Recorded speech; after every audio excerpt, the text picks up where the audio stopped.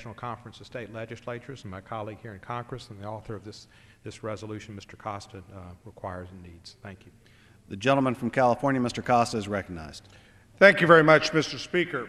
And I want to thank the gentleman from Tennessee, my colleague and good friend, Representative Cohen, for his hard work on not only in behalf of the people of Tennessee, but our nation in ensuring that good work is done. I do appreciate serving with you. Mr. Speaker, I rise today in support of House Resolution 1104 to honor the National Crime Victims' Rights Week, which occurred this week from April 18th through April 24th. As founders and co-chair of the Congressional Victims' Rights Caucus, Congressman Ted Poe, who just spoke, really stated it very clearly.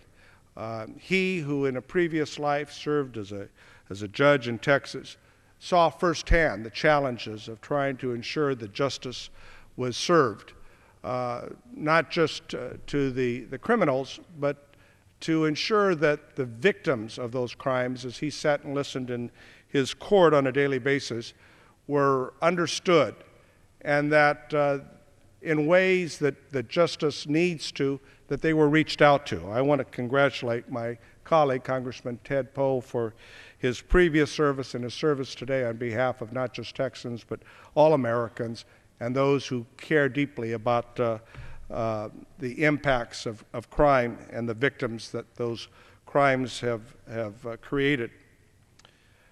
This year, the theme is fairness, dignity, and respect.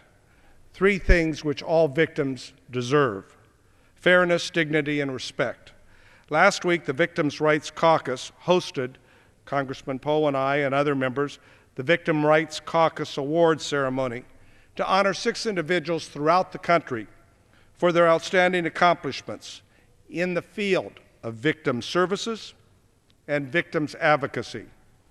The National Crime Victims' Rights Week helps us all to be more aware, to acknowledge, and to celebrate all the providers who are there for victims of crime, and to support the criminal justice professionals who provide critical assistance to victims all across our nation.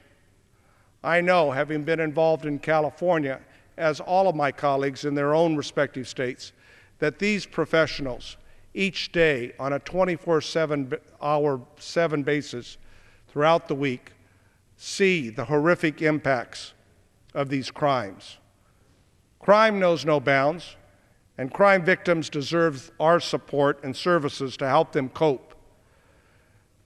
They are our neighbors, they are our friends, they are our family members, those who are victims of crimes.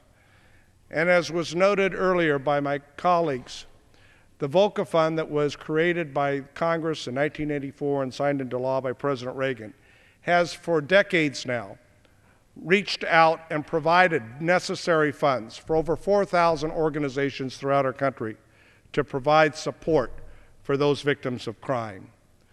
So I want to encourage my colleagues to support this resolution, to show that crime victims, that we stand together in a bipartisan fashion for that fairness, for that dignity, and for that respect.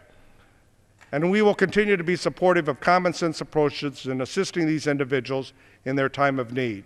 I thank you very much, Mr. Speaker, and I yield back the balance of my time. The gentleman yields back the balance of his time. The gentleman from Tennessee reserves. The gentleman from Texas is recognized. Mr. Speaker, I